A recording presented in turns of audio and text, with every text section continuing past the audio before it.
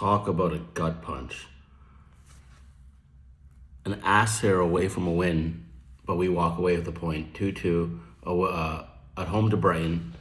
Much better performance, though. Much better. The team looked more fluent. The team looked more together. The team looked more on it. They had a bit more fight about them. The crowd was really into it, really behind the team. So, like, there was positives to take away from the performance, but overall, a point just not enough. Like, I know 48 hours later, West Ham and Palace tied. So West Ham dropped points there, so they're only 2 points above us. So a win for us this week, and if West Ham drop points, we'll go above them, and we'll have our heads above the water and feeling a little bit better about ourselves. But man, to get so close and just miss out on the 3 points, especially with how the team performed, it was so harsh. Especially with the exception of Kola Moani, I really like that lineup. You had Kinski, Porro, Danso, Van der Ven, Udogi, Basuma, a returning Rodrigo Bentancur, who was great for us in the game. A lot of progressive passes, moving the ball forward. Really showed a lot of what he could do if Thomas Frank didn't have him handcuffed so much at the beginning of the season. And he also had Conor Gallagher, who, to me, played one of his better performances since joining Spurs. And then up front, you had Mwani, who just doesn't seem up for it. Doesn't seem like he wants to be there. Dom Solanke and Xavi, who was immense. Like, that's the Xavi Simons we've all wanted to see. Like let's look at the first goal. Ball, he has the ball in the opponent's box.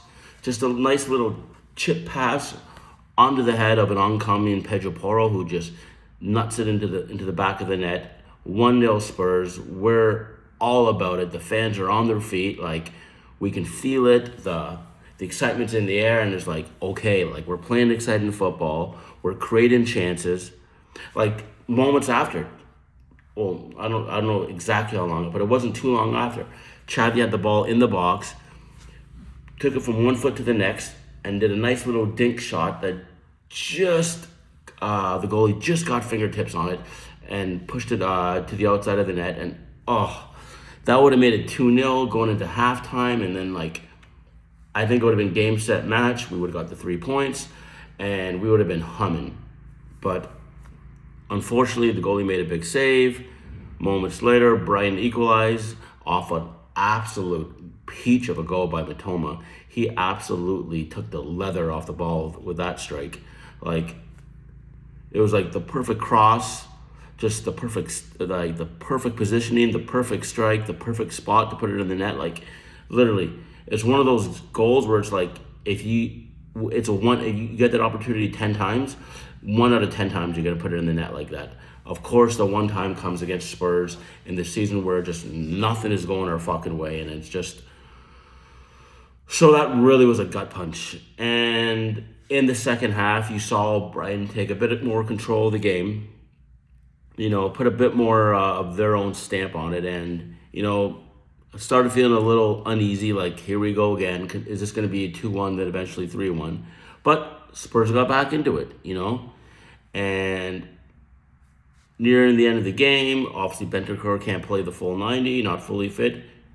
You bring on Lucas Bergvall, who immediately, pressing high, pressing quick, creates a turnover, gives the ball to Simmons, who absolutely rips it into the back of the net. Wonderful goal. Absolute peach of a goal.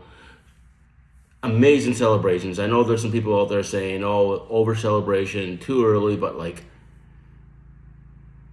it was like we were sitting on a volcano all season, and, like, that goal just erupted and sent lava flying. Like, the fans were just all limbs everywhere. Xavi rips off his shirt, goes into the crowd, just, poses. Is like what a photo that was. And it's like, so unlucky that couldn't be the match winner. Because, like, Simmons had if we get this version of Simmons, like, he cramped up near the end of the game. Hopefully he's just cramped. It wasn't anything serious. But if we can get this version of Simmons for the last 5 games of the season, with Bentancur playing the way he was.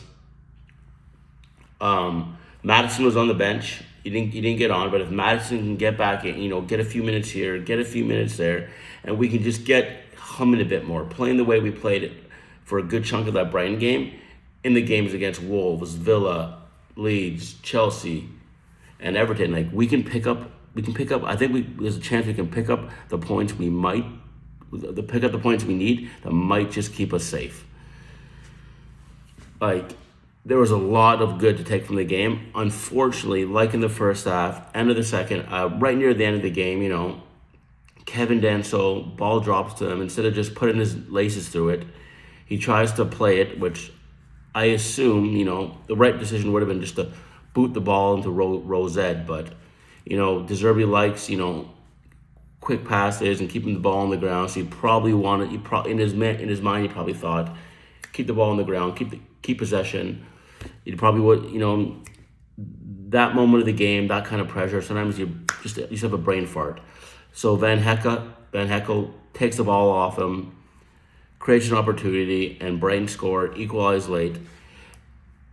And unfortunately, it's 2 drop points. We only picked up the point. But even more unfortunate is we find out about a day or so, later on in the day, or a day or so after the game, that Kevin Danso had to come out and the club had to come out and address some racist comments that Danso was receiving via Instagram and social media and from Spurs fans. And I know some people will say, "Oh, it's not real Spurs fans, and they're not real Tottenham lads," and they are. Every club, every fan base has a handful of shitheads they have in their fan base, and we have ours. And unfortunately, ours are sticking out like a sore thumb the past couple weeks. Last week, with oh my God, his name escapes me, but the Sunderland striker received some racial abuse, and then this past weekend, Kevin Danso, who had to come out with his own statement, and the club had to come out with a statement. And it's like, this is getting ridiculous. Like, it seems like dozens of times a year there's some sort of racial incident within the Premier League with fans abusing players or staff or whatnot. And I think the Premier League needs to take a lot more action. Like, I get figuring out who the fan is, lifetime ban, fair enough. The problem with that, though, is that doesn't really deter the club from making any kind of impact, because guy X goes out, lifetime ban, fair enough. But guy Y comes in, so they're still making the money, they're still selling the hot dogs, they're still selling the tickets, so like, they don't really feel the impact. Yeah, there's a bit of embarrassment, secondhand embarrassment for being associated with it, but like, there's no real like hit the club where it hurts. And I think there should be heavier fines. First time a club is like, a fan of a certain club. I'll just use Tottenham as an example. So last week when it happened to the Sunderland striker, it would be big fine. Spurs are $500,000 fine, $250,000 to an organization that fights racism that Tottenham is linked up with, and $250,000 to an organization and a campaign against racism that Sunderland are linked up with, right? So each organization gets $250K, right? $500,000. That's a big fine. And then obviously you figure out who the fan is, you ban him, lifetime ban. Nothing else needs to be said about that. Any more incidents after that? And I kind of hate to say it because it screw us royally this season. Points deductions. There needs to be points deductions. If there is an incident where a fan of a club yells, screams, says something racist to a player on his team, the opposing team, the official, another fan, even, something homophobic, transphobic, whatever, points deduction. 3 points, 6 points, 9 points. You'll see how quickly the clubs take serious action if they're losing 6 points every single time one of these incidents happen. Because you'll see clubs slip from being a title winner to being out of the Champions League, from being in the Champions League to being out of Europe, from being in that middle to bottom zone to relegated, because these points will add up.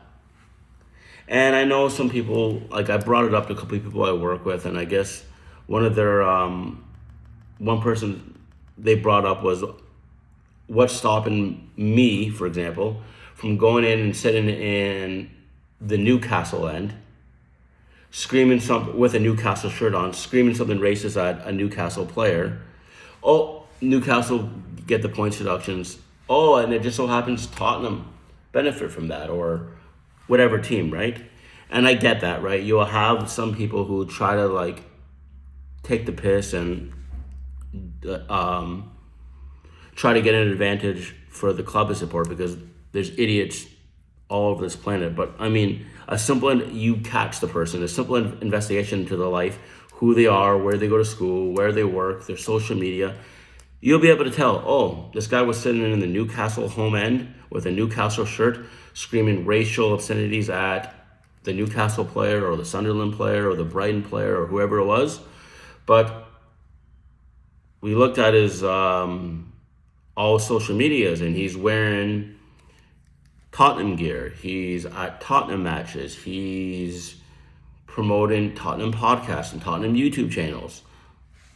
It's quite obvious to say he's a, you know what, and then you just you just hit Tottenham harder with more punishment. Like, there's ways to get this, to nip this stuff in the bud, because I get the excuse that, you know, some people say, oh, frustration boils over, and people show their true colors and they say what they say, and I have anger issues myself. I get frustrated easily. I don't handle stress well, and I would never yell something like that, obviously. But I can see that when people get angry, their true emotions and their true colors show. But you have to punish it. You know, and if they yell, Kevin Dansel, you're shit, or Kevin Dansel, you're not good enough to be in my club, that's one thing. If you're yelling Kevin Dansel, blah, blah, blah, blah, blah, or you're going on social media behind a keyboard where it's anonymous and no one can touch you and you're not going to get the slap in the mouth that you deserve, yeah, you can type out Kevin Dansel, blah, blah, blah, blah, blah. Insert shitty comment here, right? So, like, but I don't believe people just become racist when they walk through the turnstiles of a football stadium. Like, it's that hate, that discriminatory nature is in them, and I just think as kids, as in school when they're a young age, tolerance needs to be taught from the beginning. I mean, you go if you pick up your kids from school, you know, you go pick up your kids from school, you know, your kid and their friends are playing in the sandbox. Your kid doesn't care what color the other kid is, or if his parents are straight, or if it's two men, two women, man, woman. If the friend's Asian, they don't care. It's like, oh, you like playing in the same sandbox as me? We're best friends now. Oh, we're both wearing Pokemon shirts? We're best friends now. It's the most pure, innocent form of humanity you can see. And like, we need to take that and like teach kids like this, and just like as they get older, like keep this innocence and this purity about you, because in the end, it doesn't really matter what you look like, who you sleep with, what's between your legs, or whatever the fuck, you know, like everybody's just trying to make a living. Kevin Dansel is an extremely talented footballer playing at the highest level, but in the end, and yeah, he's got a great life, probably, you know, nice house, makes a great salary. I don't know of his marital status, but let's assume he's got a beautiful partner, beautiful family, blah, blah, blah, you know, nice, everything that all of us imagined we could always want, we dreamed of, the car, the house, the vacations, you know, probably gets paid more in a year than a lot of us would get paid in a lifetime. But in the end, he's still a human being showing up, doing his to his job, to his workplace. And he doesn't deserve to be abused. So like that definitely put a damper. Like dropping the 2 points, and it's like that's a damper on how you feel as a supporter of the team.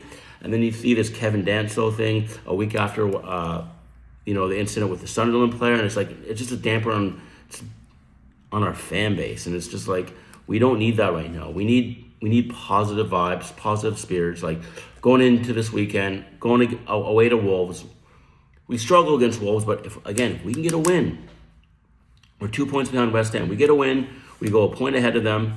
They're home to Everton, so a draw. So anything less than a win. So a draw is 1 point. We'd be level in points. We'd be ahead in goal differential. Or if they lose, we'd stay a point ahead.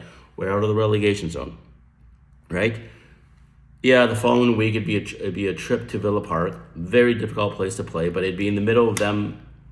It'd be in between their two semifinal legs of the Europa League, and they're about, I think, 10 points clear in the Champions League spot. So maybe they'd have one eye off the ball. While West Ham would go away to Brentford. Brentford's been a really good team this year. It probably shows you that Thomas Frank wasn't the magician that everybody thought he was, because I think it was his set piece coach or one of his assistants took over as the gaffer there, and they're doing better than they did under Frank.